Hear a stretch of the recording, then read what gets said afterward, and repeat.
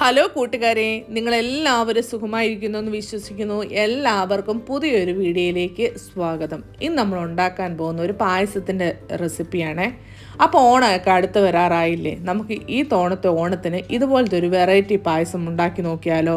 എല്ലാവർക്കും ഇഷ്ടപ്പെടും, നല്ല അടിപൊളി ടേസ്റ്റാണ്. അപ്പം വായോ കൂട്ടുകാരെ, നമുക്കിത് എങ്ങനെ ഉണ്ടാക്കുന്നതെന്ന് നോക്കിയിട്ട് വന്നാലോ?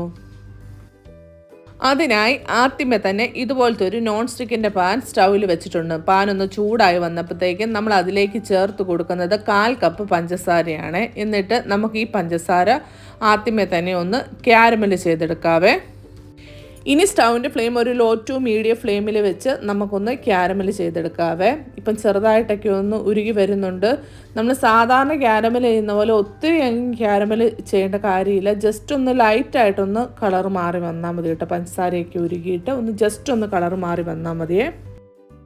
ഇതുപോലെ ഒന്ന് പഞ്ചസാര ക്യാരമലായി വന്നതിന് ശേഷം പിന്നെ നമ്മൾ അതിലേക്ക് ചേർത്ത് കൊടുക്കുന്നത് 1 ടേബിൾ സ്പൂൺ ബട്ടറാണ് ചേർത്ത് കൊടുക്കുന്നത്. ഇനി ആ ബട്ടർ ആ പഞ്ചസാര ക്യാരമൽ ചെയ്തതിനകത്ത് നന്നായിട്ടൊന്ന് മെൽറ്റ് ചെയ്തെടുക്കണം കേട്ടോ.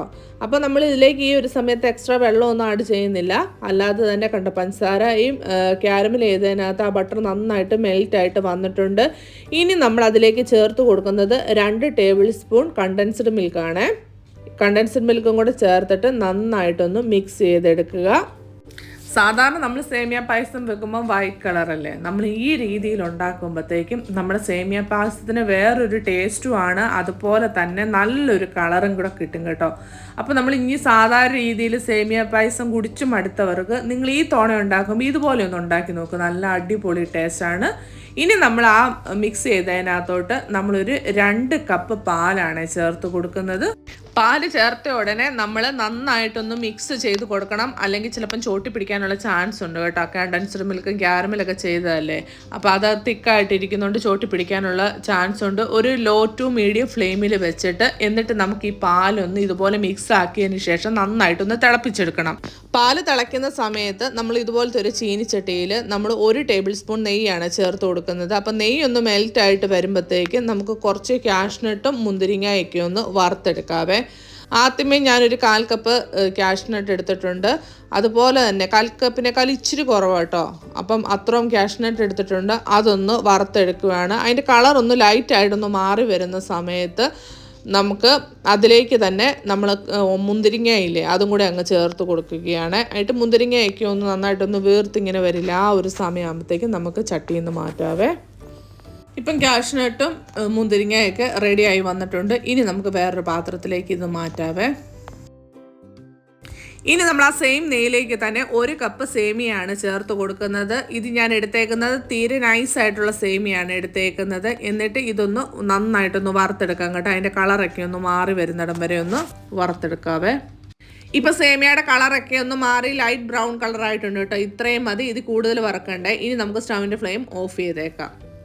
ഈ സമയം കൊണ്ട് തന്നെ നമ്മുടെ പാലൊക്കെ നന്നായിട്ട് തിളച്ച് വന്നിട്ടുണ്ട്. ഇനി നമ്മൾ വറുത്ത് വെച്ചിരിക്കുന്ന സേമിയ അതിലേക്ക് പാലിലേക്ക് അങ്ങ് ചേർത്ത് കൊടുക്കുകയാണ്. ഈ ചെറിയ സേമിയ ആയതുകൊണ്ട് തന്നെ അതിൻ്റെ കുക്കിംഗ് ടൈം ഒത്തിരി ഒന്നുമില്ല, പെട്ടെന്ന് തന്നെ കുക്കായി കിട്ടും. എന്നിട്ട് നമുക്കിനി ഒരു ലോ ടു മീഡിയം ഫ്ലെയിമിൽ വെച്ച് നന്നായിട്ടൊന്ന് ആ സേമിയ വേകുന്നിടം വരെ ഒന്ന് കുക്ക് ചെയ്തെടുക്കാവേ. ഇപ്പം സേമിയയൊക്കെ നന്നായിട്ട് കുക്കായി വന്നിട്ടുണ്ട്. ഇനി നമ്മൾ മധുരത്തിന് ആവശ്യമായിട്ടുള്ള പഞ്ചസാരയാണ് ചേർത്ത് കൊടുക്കുന്നത്. ഒരു 1/4 കപ്പ് പഞ്ചസാരയാണ് ചേർത്ത് കൊടുത്തേക്കുന്നത്. നമ്മൾ സേമിയ വെന്തതിന് ശേഷം വേണം പഞ്ചസാര ചേർത്ത് കൊടുക്കാൻ. പിന്നെ ഒരു ലേശം ഉപ്പും കൂടെ ചേർത്ത് കൊടുത്തിട്ടുണ്ട്, അതൊന്ന് മധുരം ബാലൻസ് ചെയ്യാൻ വേണ്ടിയാണ്.